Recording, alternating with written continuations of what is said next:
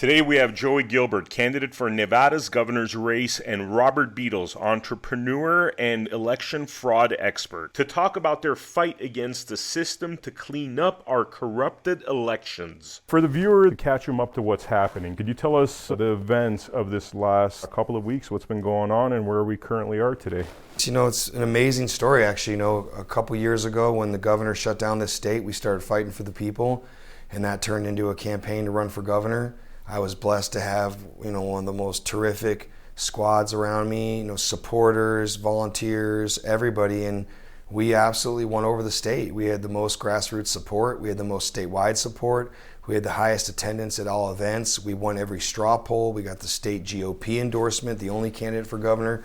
So we were steaming full ahead, and then election night, everyone was very confident, actually, including me, and not because I was being arrogant or cocky, but because we worked so hard. No one worked as hard as we did. Sometimes we did 2, 3, 4, 5 events a day across this valley. We spent, almost 85% of our time in Clark County the remaining 90 days. So we took it seriously, and I always tell everybody, we laughed as a team. I'd say it's training camp, except it's going to be about 12 weeks. So we put in 12 weeks like no one's ever seen, and I believe that between early voting and the mail-in voting, I think we cleaned up. And then election day, we saw some nonsense take place. All of a sudden, Joe Lombardo's winning. They call statewide the race when only 10% of Clark County was reported, 0% of Washoe County, and whatever rural counties had reported by then, I was crushing them. I won, at the time, I was winning all rural counties and won 15 out of the 17 rural counties. Eventually, they pulled Douglas, I think, from me in Washoe by a few hundred votes. But my point for telling you all of this is we had phenomenal support, phenomenal turnout. I actually started the day election day down here in Las Vegas at 3:45 a.m. up, suited and booted, and was out at the 9 largest precincts to encourage people to get in to vote. People came out, gave me hugs, we took pictures. And so all I can say is I left for Reno on the 11:50 flight with my campaign manager, Andrea. We were both feeling very good that we had done everything it took to win this primary. And then that night, as I sat amongst some family and friends and we watched things roll in, like I said, they called the state with 10% of Clark County in and 0% of Washoe in, and all the media called it for Lombardo. At that time, I was looking at the Secretary of State webpage, which had me winning 33.1 or something to his 31.8, and I was ahead, and felt that I would absolutely stay ahead. And then, like as everyone knows, the numbers eventually, 10 days later, don't read out that way. And mine was, I'm not saying that they prolonged mine 10 days, but that by that evening we knew something just didn't smell right. On the exit polling we've done since then, on some of the canvassing we've done, some of the we've done some unconventional things like we call mall stops, and what we've done to get information. No one can find out where these Lombardo votes came from.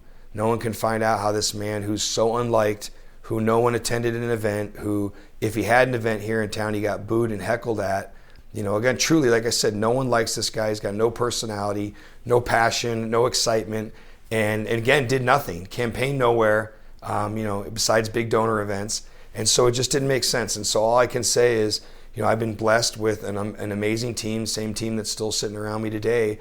But, we've got, Robert Beadles on the phone, and he's someone that has been working on election integrity issues, for a couple of years now, and had been, really heavily invested into, looking at what was happening behind the scenes in the register of voters and the precincts, everywhere we could keep an eye on things. And so what I'll say is that since that time, we have had data come in, we've had election integrity reports filled out, we've had video testimony, we've got pictures, documentation of just the biggest bunch of nonsense you've ever seen. This entire election was a sham. There was no, when I say that, in one place, in Washoe County, they had no registrar of voters. Down here, we've got issues like no chain of custody on ballots, on USB drives, no signature verification. It goes on and on the issues we've seen. the makeup of the people counting and supervising when there's supposed to be different parties mixed together. It shouldn't be 2 Democrats or 2 independents or 2 Republicans. And so the information that's come back to us has really made us express some concern. And that's what led us here today. As you're probably aware, we requested a recount. We do not believe that the vote totals that have been reported by to the public by both the media and the state are what truly happened here in Nevada. And so that all being said, we have now entered a process where we're going to challenge some things, and it started with a recount today here in Clark County, Washoe County, many other counties. When that ends, we don't know. But again, there's too many things, and I just mentioned a few of them. And when Robert joins, he'll give you, if even more finite details of what really went wrong. But let's just say this: we want every legal vote counted. We want to make sure that these elections are transparent, that they're fair, that there's no corruption. And at this point, based on what we've seen, the information we've collected, there's no way you could have certified these elections, let alone be moving forward. And so, look, now I'm going to have to put on a different hat and push this thing as far as I need to push it to get the truth. I have a million questions, but first let me allow Robert, if you don't mind introducing yourself, talking a little bit about what you do, your expertise, and how you're involved with this whole matter. Yeah, in a nutshell, Robert Beadles, Christian husband, father, big business builder, Ben Franklin's great nephew. Like many people in 2020, I saw, the shenanigans that happened in the Trump election. After everybody just let us down and nobody seemed to offer up the goods and fix the injustice, I decided to put together a team of some of the best and brightest people on the planet, many of which your listeners and viewers, they probably know their names very, very well, not to mention an incredible team throughout Nevada as well. So put a team together, figured out how they, basically how they stole it, who did it, how they did it. And then from there, put a bounty out basically for $30,000 for anybody to prove us wrong, because they like to call us, election truthers or something like that. I like the truth, so whatever. But anyways, we put a $30,000 bounty. Of course, the press and the media went away because we had called their bluff, because we literally put it out there for the whole world, and everybody that looked into it realized that we were right. So in 2022, we didn't want to have the same issues that we had in 2020. So we sued in Clark County and Washoe County, and won our observation lawsuits, essentially guaranteeing that every Nevadan can be a part of the observation of our elections if they so choose. Whereas we know in 2020, they got kicked out for 10 days. And then they just tell us to trust whatever it is that these appointed people tell us our votes are, right? Disgusting. So anyways, we got those lawsuits. We won on those grounds of being able to have meaningful observation for every Nevadan. We then put everything in place. Some of the best and most amazing volunteers in the world right here in Nevada helped out in Clark and Washoe. Then we had surveillance teams, basically set up like a sting, kind of like we mentioned on the last show together, where we documented everything, right? We documented the entire process before the election started, during the election, after the election, from within the ROV, from outside, from the polling places, and we got it all on video. I mean, just in Washoe County alone, you don't have a register of voters. So how do you have an election? We literally do not have a register of voters. She's been gone since March 8th, right? We had internet hooked up to our EMS machine according to the assistant register of voters. Right after CISA said, don't do that, right? Basically, you can't trust the machines. There's vulnerabilities to them. We had every single ballot runner on video, photo, their license plate, their vehicle, their face, who they are, where they came from, with every single ballot that entered the register of voters. All of them were by themselves. No nonpartisan or no bipartisan representation where you have multiple people from different parties transporting the ballots. No chain of custody. So as Joey is an amazing attorney, will tell you, with no chain of custody, you got no case, right? So in this case, we have no vote because we didn't have a register of voters. EMS is hooked up to the internet, and we got no chain of custody on the ballots, right? So we put together our entire case, just the basics, right? The basics of it.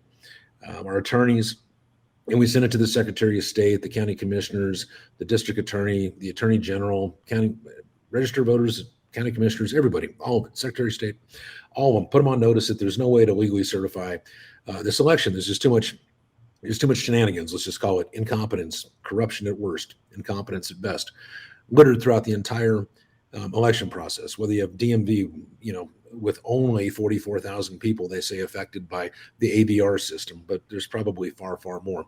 Anyways, there's just so many issues with this election. It should never be certified. I know you were running in the election. You can't trust what they reported on their votes. You can't trust it at all. So anyways, they went and certified it anyways. We knew that they would. So then we literally had to file a recount, which isn't what we wanted to do, but there's such a very quick time frame to do things in the election process in Nevada. It's really wonky. Everything about it is super wonky. The way in which you do a recount, the way in which you contest, all of it, even the way that the elections are run, that can be observed, the way that a recount can be observed, all of it is super wonky against we the people, right? They literally, Nevada is the haven for fraud and corruption and completely illegitimate elections. And anybody that thinks that their vote counts here in Nevada is seriously drinking the wrong Kool-Aid. They shouldn't be drinking Kool-Aid anyways, but they definitely shouldn't be listening to the people that telling them that their vote actually matters here, because it really doesn't. And anyways, so once we finish this rigged recount, because again, they're literally using the same broken machines to count the same broken votes that then give us the same broken results. Could I ask a question there real quick? So they're literally going to use the exact same process to recount? They literally are using the same process right now. No observation, just like we had no observation into the real election process of being able to see a ballot. They try to hide behind the secret ballot. But the thing is they violated the secret ballot 6 ways from Sunday before the election even started by putting our names and party affiliations and voter information right there on the ballot for the envelope, or right on the envelope for the ballot. Then, of course, using ERIC, Electronic Registration Information Center, they give all of our personal information to ERIC that does what with it? They literally violate all of our secret ballot provisions, and then literally try to think that we're all too stupid to know that they've done it, number one. And number two, they're just using this legalese to keep us away from making sure that our election is transparent and free and fair. And people, they wonder why, our country is circling the drain, our county is circling the drain. It's because we have selections, not elections. It's very simple. We have failed policies by selected politicians that are destroying our families' lives. And until people realize that they need to go towards God, back towards God, and have free and fair elections, this is only going to get worse. So, like I said, we're going through the recount process. Same rig system. They're not going to hand count them. They're not going to count them in a different method. They're going to use the same broken system to count them, which is going to give us the same broken result. And anyways, we'll end up contesting. And then through the contest portion of this political process, we will be able to definitively show that the elections are incompetent at best, corrupt at worst. But here's the kicker, that Joey won by a landslide.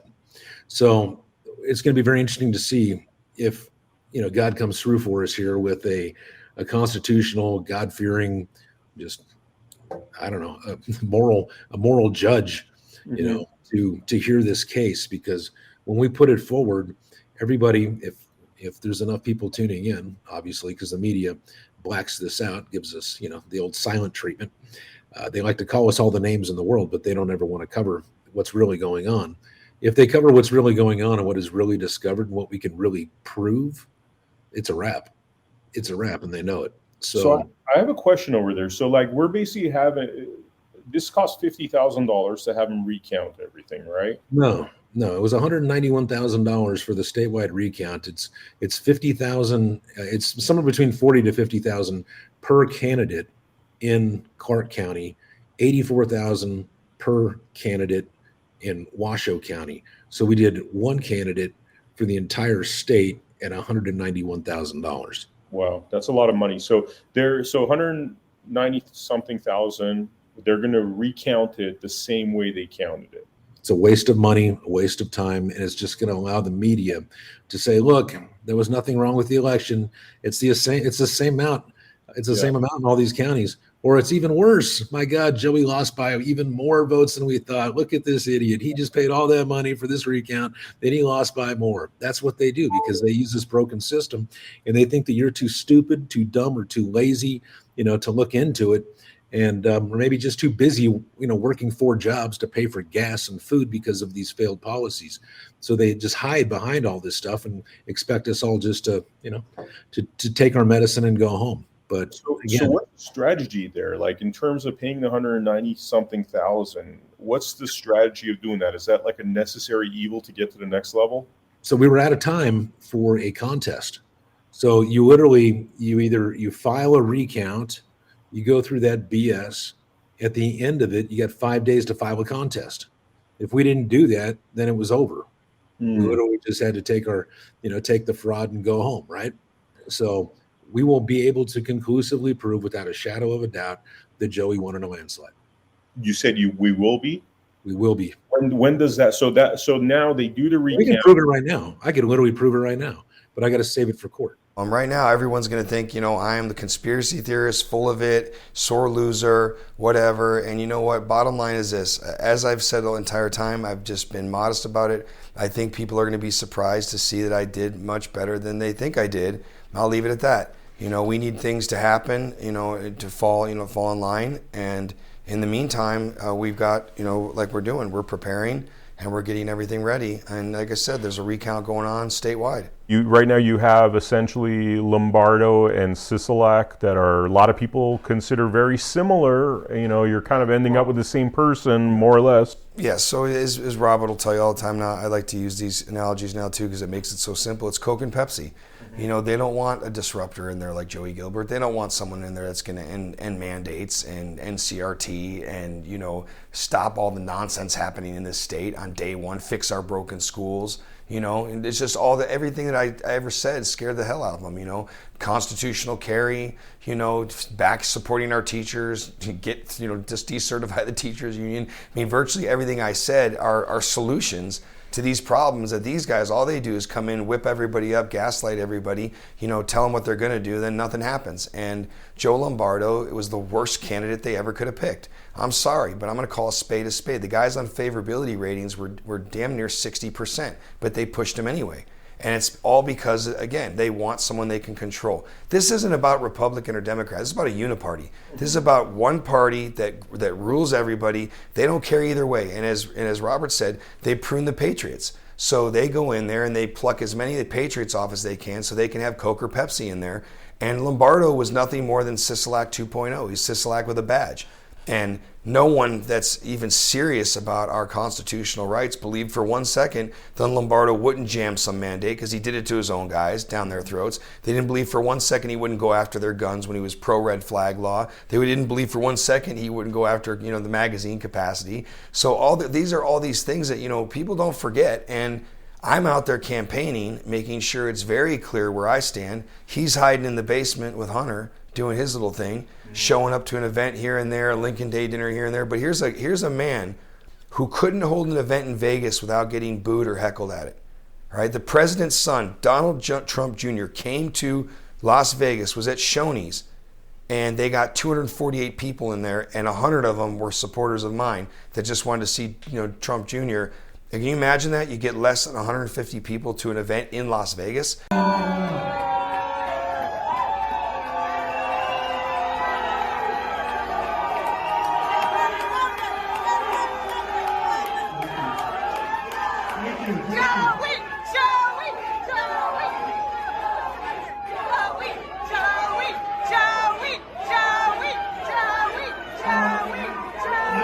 So this is a guy who's not liked. And so the issue is they push him to the front. And if you really want to know the real idea or the real reason why that happened is Lombardo would get slaughtered by Sisolak. He is a white Republican sheriff down here in Las Vegas that the African-American community, Latino community do not like. He had a vaccine mandate in place. 80% of the black populations against vaccines are definitely a mandate. Like I said, 65% of Latinos are not into the vaccine mandate. He did a mandate at his own people, again, so when asked on TV if he'd shut down, businesses, he said he would. So you've got all these things about him. And then most importantly, there were all these flaws, and it was going to be handing this thing to Sisolak. So what they did is they found the guy who looked like he was, possibly could be the bet because of his name recognition in Vegas, because he was here, because he ran for nonpartisan office, but they didn't take a deeper dive into really who disliked this guy. And as I campaigned throughout Southern Nevada, I found out this guy is not liked here in Southern Nevada. And so what they did, I believe there's a little something between him and Sisolak that, he runs, he loses. He won the primary. And again, we're going to be able to show, Sisolak didn't get the numbers he got. That's a bunch of nonsense.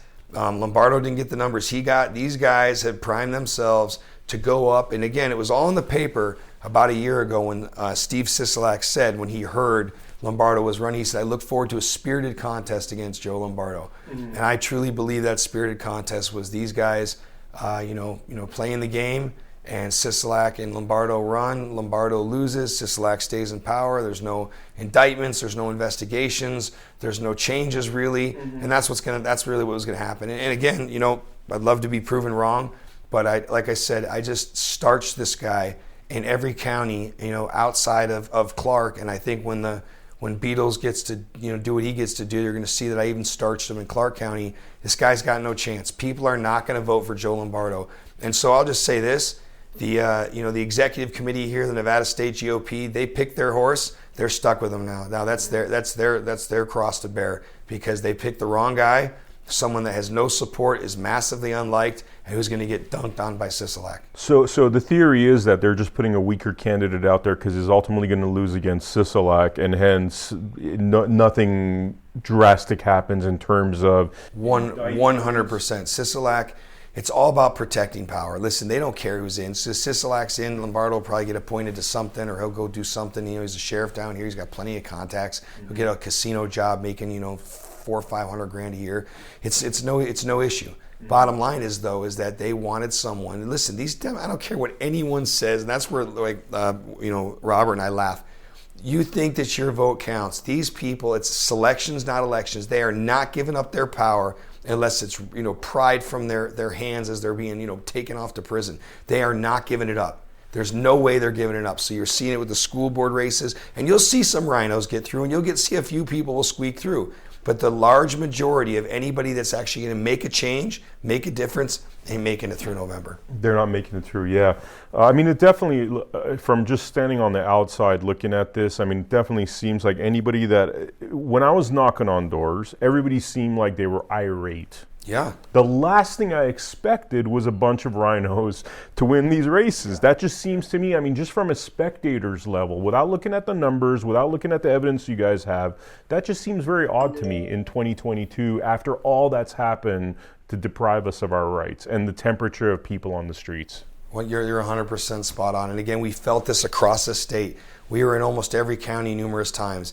Everyone came up mentioning the same 3 or 4 things, depending on where you were. It was the economy tied to mandates. It was schools. It was crime. It was Second Amendment. It was water. And that's what it was. And voter fraud, if I could throw that in there. Voter fraud was a big one. Yeah. And voter fraud. That was the one I left out. Sometimes, depending on where you were in the state, it was second or third, like in Elko and in Humboldt and in Pershing, where they talk about it all the time, the fraud, because they think Vegas is completely and totally corrupt. They say it all the time. It says our vote doesn't count because they're corrupt down there. So bottom line is, that's the issue. The issue was that they handpicked candidates that they wanted to, to step in so they can maintain their power. It's as simple as that. We would have had another 4 years of Sisolak, and here come more mandates, here come more masks, here comes monkeypox, whatever it is. And as Robert has said, we make a stand here and now. If we don't stand right now and fight together for this state, it's over. They get through 2022 and 2024, it's a wrap. So we're really hoping that everything hinges upon this judge, basically, right? At this point. Yeah, I would say the judge, but listen, we're gonna fight this by any and all means necessary. This is going to be conventional warfare mixed with, digital warfare. Listen, we've got to get this to the people. We've got to make sure people understand what's really going on. And I'll tell you something. This is that turning point where they know. Everyone already knows this is going on. Now we're just going to show them. And I think that's going to really wake people up. I guess I'm going to ask a question. You guys might not be able to answer this, but because you don't want to reveal your game plan going forward, but what happens if this doesn't end up in front of a constitutional judge? Well, it's in God's hands, right? So we have lots of options. We're going to exhaust them all. So we will not stop. It's really that simple. Is there a peaceful, logical solution to the abundant corruption that we're currently seeing in our government that's no longer working for we the people? It's so simple. Go back to paper ballots, single day of voting, make it a holiday, clean the voter rolls, voter ID, unbiased tabulators. It's gone. You fix our elections, you fix everything. People want these people out. They just can't get them out. That's the worst part of this. You think any of these Clark County commissioners that locked these people down would get revoted in? Absolutely not. Yeah. You think any of these, dingbat superintendents that pulled the nonsense they pulled wouldn't be fired on the spot? Listen, these people are scared. All we need is accountability back. All we need is the people. We the people, if our voice is the voice that's in control again, which is as it should be, all these clowns, all these corrupt scumbags will be fired. We'll have real folks in here doing the job for the people, representing the people. It'll fix everything. But when they're fighting tooth and nail, even going to these extents where you have a clearly flawed voting process, how do you overcome that? You keep fighting, man. You listen. We all knew this wasn't going to be easy. Again, I don't know what the next few weeks are going to be like. All I do know is we have some information that the public needs to learn about, and it absolutely contradicts the narrative that's been spoon-fed to them by the fake news media, the press, which has all played a part in this. As Trump always said, the press is the enemy of the people. They're the ones carrying on this charade, not publicizing the real information. And so, again, we're going to take it to them. And however long this takes, I think the most important thing to understand is we're not going anywhere. And again, if this doesn't return it, ideally, perfect scenario, Lombardo does the right thing and bows out because he realizes he's going to get killed. We expose the fraud. They know that if they know they can't use these machines, there's only one person, clear as day, that's got a chance to beat Sisolak, right? And it won't even be close. But if they don't do that, then they lose, and then we just keep worrying and make sure that by the next time there's an election, whether it's 2024 or 2026, we have it cleaned up. But there's the option of not doing something is not an option. We will stay in this fight till we fix elections here in Nevada. Now, in terms of this judge that we're ultimately talking about being in front of after that 5-day window, once the recount's done, right? It seems as though a jury, you'd have a much better chance of prevailing in front of a jury. Oh, I'd absolutely request a jury trial. Is that possible? We're going to request one. It should be. It should be. Absolutely should be. And you would be able to vet the jury and make sure that you have a well-balanced jury? There's no doubt in my mind that 12 Nevadans in I don't care where they come from, these are 80% issues. You can't cheat in elections, okay? You can't. You can't install who you want to install, okay? That just doesn't, this is America. You can't mandate stuff on people. You can do whatever you want. You can voluntarily wear a mask or get this, but you can't. These are, again, schools, safe schools. Violence out of the schools, okay? The CRT out of the schools. These are 80% issues against all demographics. And when you take those elections and you say that these elections are why we're not having this stuff because you have no voice, that's the ball game right there. So yeah, that's what we have to do. So all right. So are you guys comfortable at all talking about without getting into too many specifics about flipping votes and who got what? Are you comfortable talking about where the likely cheating happened that caused the most amount of change, the biggest amount of votes to change? I'll let Robert answer this, but it's obvious where it happened. It's Clark County because of how big it is. Well, in terms of, you have your mail-in ballots, you have your in-person, you have your absentee. Where did most of the cheating and flipping of votes happen within those different brackets, styles of voting? In a nutshell, it's a very simple yet eloquent way of injecting ballots into the system that are fake. Mm-hmm. But they're real ballots. They're just not filled out by the proper people. In the deleting ballots, and they do it in such a ratio to where we really have selections versus elections. They already know what percentage they want candidate A to win by, right? Mm-hmm. So they literally already have the algorithm in place. So regardless of how many ballots you shove into it, right, it's going to give the desired response. What people don't understand is machines do what machines are programmed to do. So if you literally have, one or two people that are running our elections, which is what we see in many counties, they're just like subcontractors, and then they report to appointees that aren't even elected in many cases, like what we have in Clark and Washoe. And people just, they think that the voting process is, well, I tell you, the pendulum is swinging in public awareness is awakening.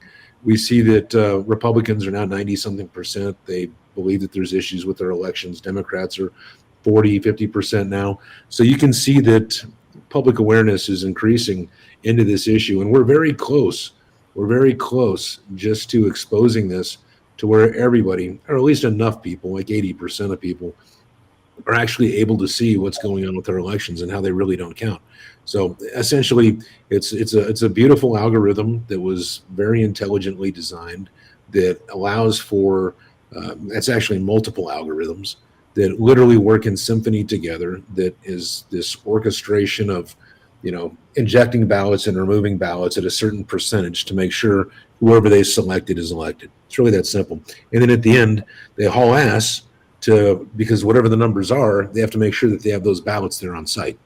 So how is it that, for instance, they can count, 100,000 ballots in a recount in a day, but we need 6 weeks for an election? Again, they think that, you're too stupid, or that you're too lazy, or you're, whatever to understand this, or you're too busy working 4 jobs to be able to get involved. And they're just literally stealing these elections right in front of us. But I believe that more people are waking up, and this is a very simple fix.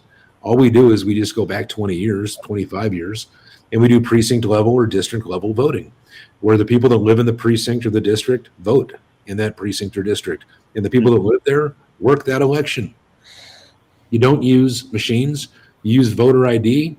Literally within 2 hours after the polls close, you have the election results.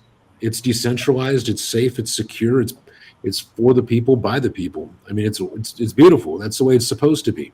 But they consistently keep dumping more and more technology into things, and they consistently keep lying to all of us, telling us that we need it, or there's no way to count all these ballots by hand, which is complete and utter BS, right? It's so simple. We have, like in Washoe County, 4,000 volunteers.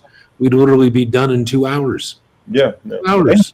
You look at other countries like Mexico, Spain, where they're doing these, hand counts. In like 24 hours, you got the whole country counted. Hundreds of millions of people, right? And they're able to freaking do it in one day. Yeah. They've even got like a little, ink thumb, right? I mean, but as absurd as that sounds, that is still light years more safe and secure than what we have in America, and definitely what we have in Nevada.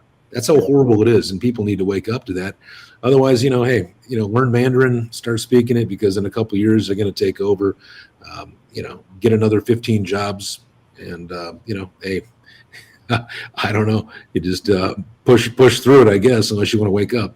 Do you think that's a future, or you think that before we get to that level of, essentially becoming like a servant state to China, that there'll be civil unrest or whatever else? Yeah, I mean, it's all by design. They're literally trying to push for that now. Why do you think they keep, why do you think they're flooding people in from the southern and other northern borders? Why do you think we have supply chain issues? It's all by design. You look at the big corporations that control all these the other big corporations that are who we rely on for our infrastructure and for supplies, and they're literally being choked off by design to cause pressure on the American people. And all this, again, is failed policies by selected politicians. And until we fix the elections, everything else, it really doesn't matter. It really doesn't, because if we still have these failed people over us, you're going to see all kinds of mess. You're going to see war. You're going to see civil unrest. You're going to see China taking over the whole freaking world. You're going to see it all if this continues. But the beauty of this is people are waking up to it, and we still have time right now to fix it if they get off their ass and get involved. That's the big thing. Rather than, crying from the couch or whining to their family members, they actually get in the fight themselves and get involved. If they're able to do that, if enough of us are, this is a wrap for them, because we outnumber them 60,000 to 1 if just 10% of us stand up and do that. Yeah. I mean, based upon your research, Robert, because it sounds like you've gone deep into this whole voter fraud issue. When did this problem start? When did they get the better of our voting system? They've been doing this in the 1700s, 1800s. It's just they've perfected it now over the past couple decades, right? Mm-hmm. So in Nevada, Heller brought in electronic voting machines in 2004. When did the state start going blue? Nobody wants to stop and think like, wait a minute here. California was red. When did that change? I mean, we had Arnold Schwarzenegger. We had all these guys. It was red. We had Reagan, and then you started introducing all these electronic voting machines.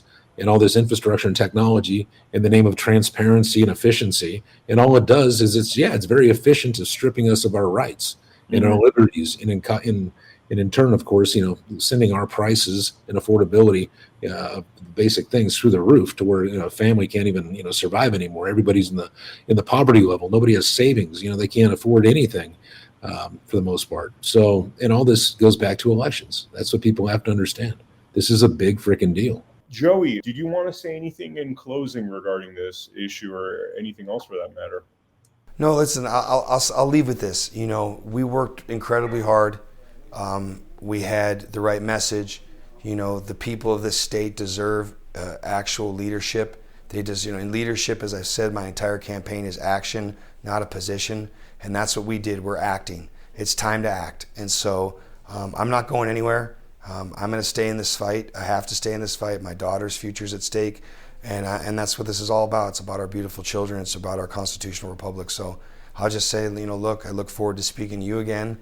We have a lot that's going to be happening over the next couple of weeks, so we should probably do another debrief here soon.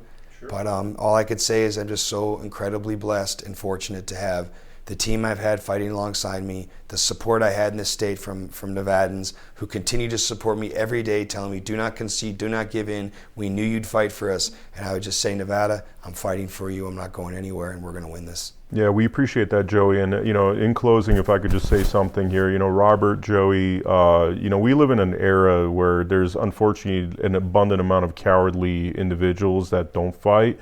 And really kudos to you guys. Whatever you're doing here is for the betterment of this country and the state. And my most sincere thanks to you guys for going in as far as you've gone in and willing to put up a fight to restore our elections. It's up to God and us. Yeah, thank you.